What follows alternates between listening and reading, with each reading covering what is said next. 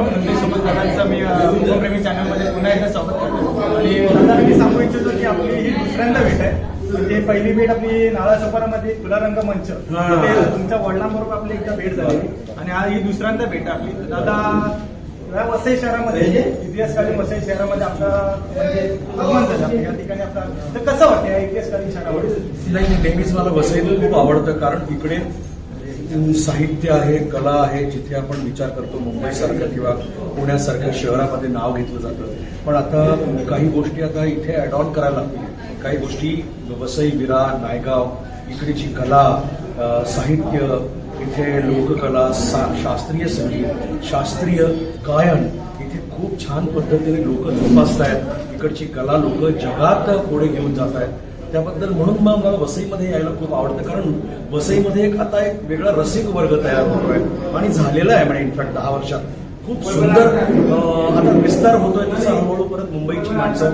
वसईत किंवा वसईमध्ये एक वेगळं आपलं क्राऊड आहे, रसिक आहे. त्यामुळे वसईमध्ये यायला विरार, वसई, नायगाव, नालासोपारा, ठीक आहे, नालासोपारा थोडं लांबच राहिलं, पण वसई हे खूप स्पेशल आहे माझ्यासाठी. मला खूप आवडतं. आणि आता या वसई शहरामध्ये आपला आवाज हा निघाला आणि लोकांनी ते आपण ते पाहिलं, लोकांनी आपल्याला किती प्रतिसाद दिला त्याबद्दल तुमच्या मनापूर्वक आभार. आणि अजून काय आपल्याला वसईबद्दल सांगावं? मला ठाकूर साहेबांचं मला अभिनंदन आणि धन्यवाद मानायचे आहेत.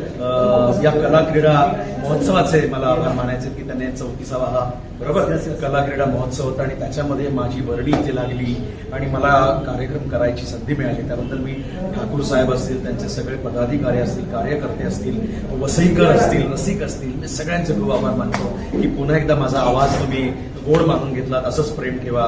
धन्यवाद. धन्यवाद दादा.